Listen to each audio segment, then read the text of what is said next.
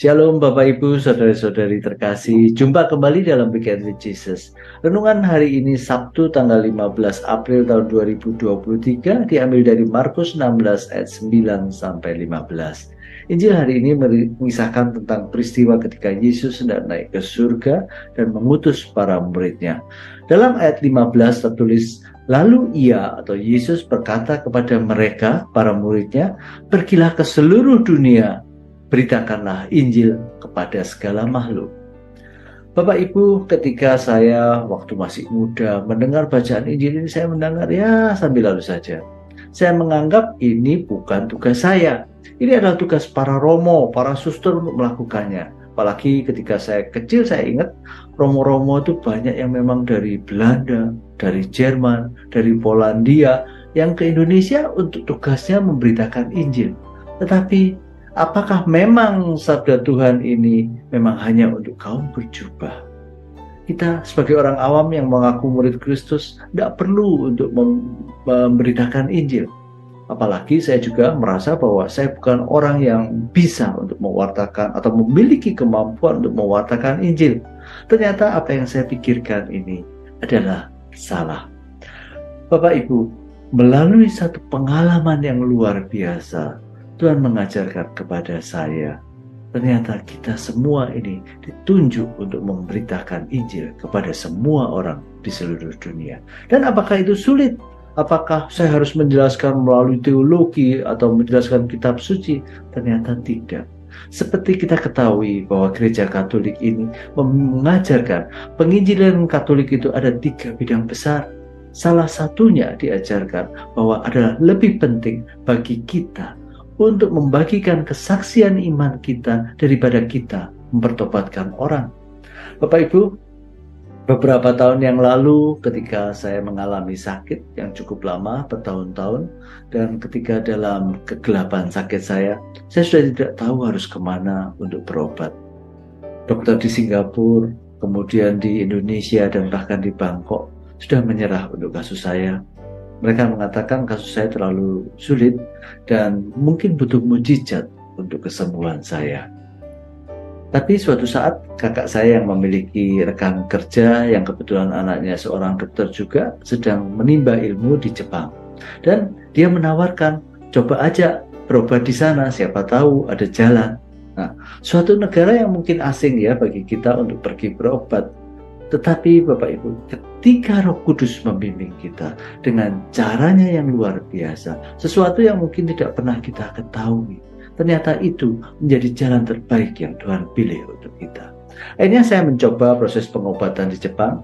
Di rumah sakit tersebut, saya adalah pasien pertama dari Indonesia yang berobat di rumah sakit itu.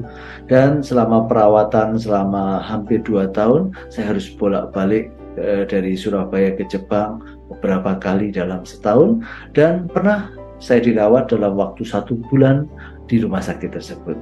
Kita ketahui kalau di Jepang kendala tersulit atau masalah terbesar adalah komunikasi dengan para medisnya, yang mereka suster, dokter, kebanyakan mereka hanya mau berbicara dengan kita menggunakan bahasa Jepang.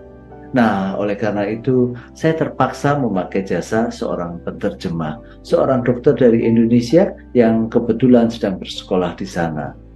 Ketika saya bertemu, saya baru tahu bahwa dia ternyata juga seorang Katolik. Dan saya ketika hari Minggu, kebiasaan saya adalah saya ke gereja dan saya tanya, mana gereja terdekat di sini? Dan dia mengatakan ke saya bahwa dia sudah memang 5 tahun di Jepang, tetapi belum pernah 1 kali pun dia ke gereja. Tapi untung Bapak Ibu, sekarang ini kan handphone juga sudah canggih, ada Google Maps segala. Saya mencari di Maps, ternyata ada kira-kira gereja Katolik yang hanya 10 menit dari lokasi rumah sakit, yang mana saya harus naik taksi ke sana. Saya katakan, kalau saya naik taksi, nanti saya pulangnya untuk cari taksi kan juga kesulitan. Oleh karena itu saya dan istri saya mengajak dia untuk ke gereja. Ya, dengan setengah terpaksa dia mengikuti kami untuk mengantar kami ke gereja. Tapi ketika dia keluar dari gereja, dia mengatakan, sungguh luar biasa pengalaman berada dalam gereja yang sudah lama tidak dia kunjungi. Dia merasakan damai dan sukacita ketika di dalam. Ketika saya dirawat di rumah sakit, dia selalu mendampingi saya sehingga tahu kegiatan kami kalau memulai hari dengan membuka ruah, kemudian membaca bacaan harian, dan berleksio divina. Dan melalui leksio divina, ketika saya berleksio divina, saya memutar handphone saya untuk mendengarkan lagu puji-pujian. Kita menyanyi-nyanyi kecil, dan ketika dia mulai berapa kali mendengarkan kita melakukan seperti itu, dia juga mulai mengikut untuk melakukan ujian. Dan Bapak Ibu, ternyata ketika saya dirawat di rumah sakit, dia jatuh cinta kepada perawat di rumah sakit yang merawat saya, seorang Jepang asli yang belum mengenal Tuhan Yesus.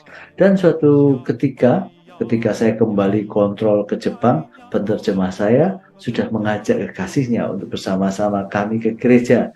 Dan beberapa bulan setelah kami pulang ke Indonesia, kami menerima undangan perkawinan mereka di Bali.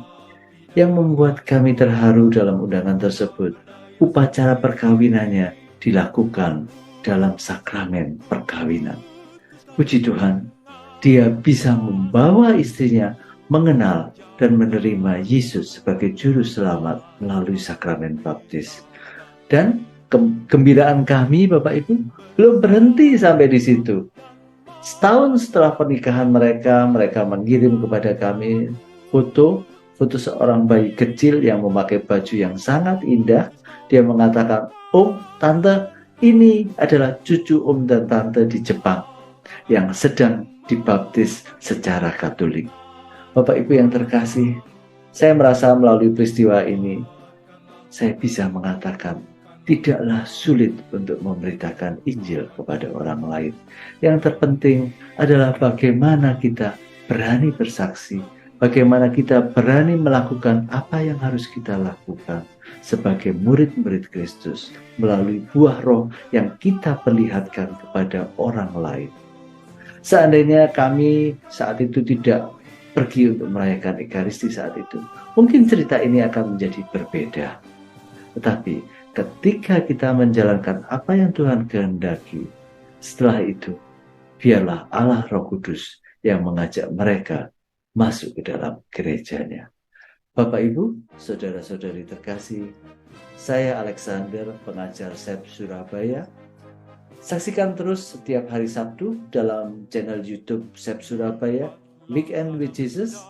Semoga Tuhan memberkati kita semua dan memampukan kita untuk berani menjadi saksi Kristus di seluruh dunia. Amin.